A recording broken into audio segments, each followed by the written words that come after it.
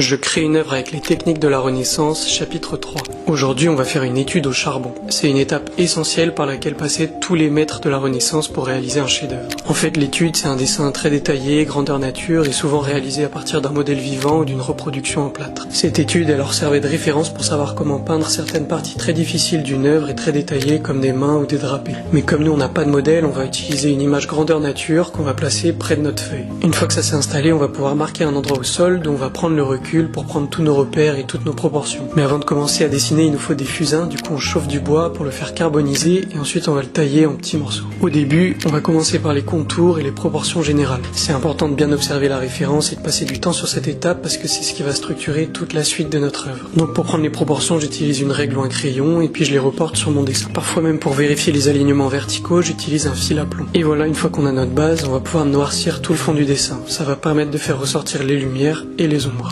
D'ailleurs, pour faire les ombres, je commence par dessiner une démarcation entre les ombres et les lumières. Ensuite, je vais d'abord faire des aplats assez grossiers pour marquer les ombres principales. Et ensuite, je vais les détailler petit à petit. Là, c'est important de faire plusieurs passages pour bien noircir les ombres parce que souvent on a tendance à pas insister assez. Et voilà, après avoir fait plusieurs passages, on commence à avoir une étude de main assez détaillée, juste et proportionnée. Et elle va faire une très bonne référence pour la suite de notre œuvre. Cette pratique de l'étude, elle était assez répandue à l'époque et enseignée à tous les apprentis de la Renaissance. Alors si ça vous a intéressé, n'hésitez pas à essayer, à me dire ce que vous en pensez.